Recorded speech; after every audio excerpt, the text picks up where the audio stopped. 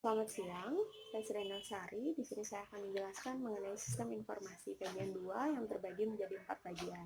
Yang pertama itu adalah supply chain management system, yang kedua adalah customer relationship management system, yang ketiga adalah knowledge management system, dan yang keempat adalah enterprise system.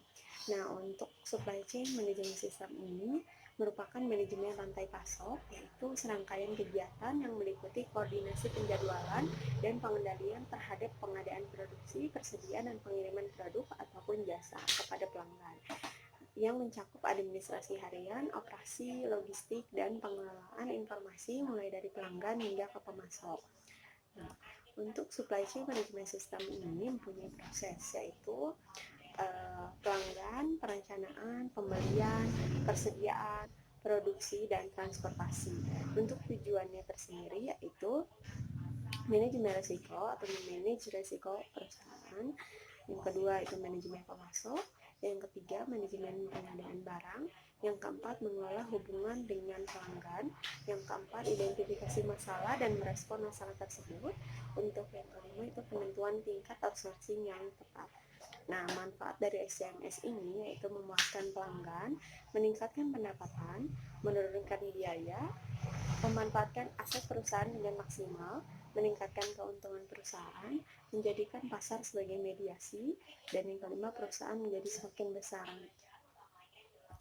Di sini ada bagan yang terdiri dari 5. Yang pertama itu ada di supplier, yang kedua di manufaktur, yang ketiga distributor, yang keempat retail, dan yang kelima customer. Saya akan menjelaskan dari masing-masing bagian ini. Yang pertama itu supplier. Nah, supplier ini biasanya menjadi pemasok bahan baku yang belum jadi atau masih mentah gitu, yang akan diproduksi di rumah produksi atau bisa kita sebut sebagai manufaktur. Nah, di rumah produksi ini barang yang belum jadi tersebut akan diproduksi menjadi barang jadi yang bisa langsung dijual ke customer gitu. Biasanya rumah produksi akan mengelola barang yang belum jadi itu menjadi sesuatu seperti baju, pakaian, sepatu, shawl, dan lain-lain. Nah, setelah barang yang sudah jadi itu akan di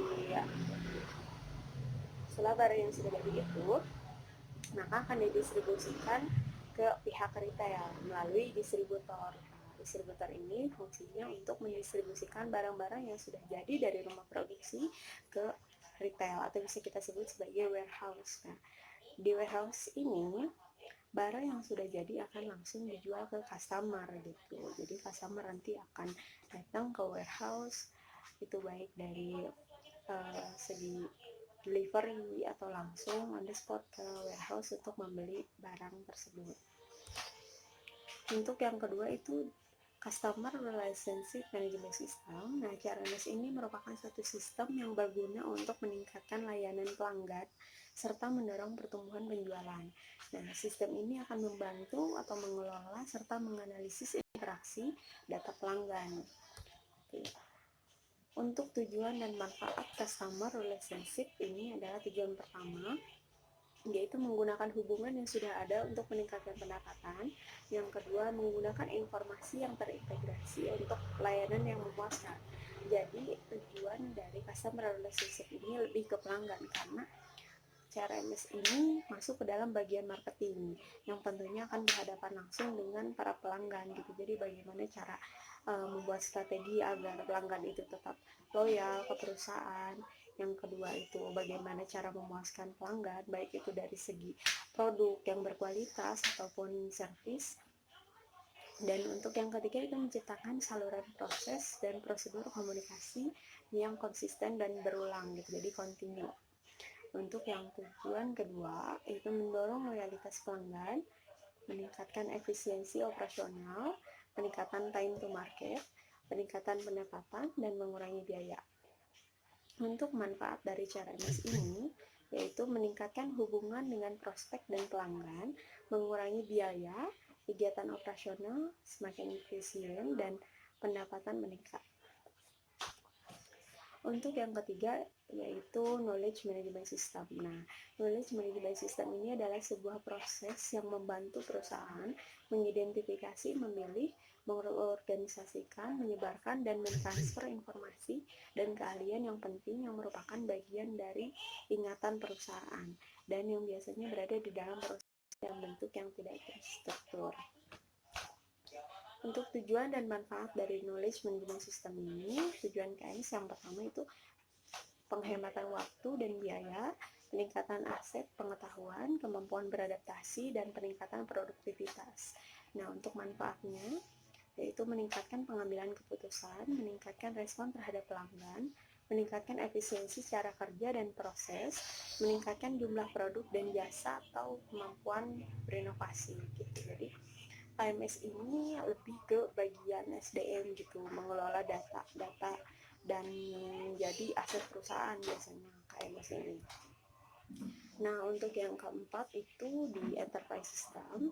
Enterprise system ini meliputi semua fungsi yang ada dalam satu perusahaan. Nah, enterprise system ini menyatukan fungsi proses bisnis dan informasi dari semua fungsi seperti pemasaran, penjualan, penerimaan kas, pengeluaran kas, SDM, produksi, dan logistik. Karena mengintegrasikan semua fungsi yang ada, maka informasi yang dihasilkan oleh enterprise system ini lebih berkualitas, lebih terkoordinasi, lebih akurat, up to date, dan sebagainya. Nah, untuk tujuan dan manfaat dari enterprise system ini, manfaatnya yaitu integrasi dan keuangan. Kedua, standarisasi proses operasi. Yang ketiga, standarisasi data dan informasi. Untuk yang keempat, pengambilan keputusan menjadi efektif dan efisien. Untuk tujuan itu mengkoordinasikan bisnis organisasi secara lengkap dan menyeluruh, mengoptimalisasi dan integrasi banyak dari proses bisnis. Yang ketiga itu membagi database yang umum dan praktek bisnis melalui enterprise. Yang keempat itu mengurangi proses kinerja yang banyak memakan waktu serta menghilangkan terjadinya duplikat data. Nah, itu tujuan dari enterprise system. Untuk kesimpulan dari masing-masing sistem, SCMS itu lebih membantu ke bagian operasional karena di mana CMS ini mengelola bahan mentah gitu. Jadi bagaimana caranya memilih supplier yang bagus untuk produksi produk mereka gitu agar menghasilkan produk yang berkualitas dan diminati oleh banyak konsumen. Nah, untuk yang kedua itu di customer relationship management ini lebih membantu ke bagian marketing gitu. Jadi bagaimana caranya membuat customer itu loyal gitu terhadap perusahaan gitu dan menjalin hubungan sebaik mungkin dengan pelanggan gitu. Bagaimana cara mencari informasi pelanggan itu membutuhkan produk yang seperti apa atau inginnya mendapatkan pelayanan seperti apa gitu. Nah, untuk KMS sendiri itu lebih membantu ke bagian SDM, di mana bagian SDM ini mengatur atau mengolah data, baik itu data customer ataupun data perusahaan gitu.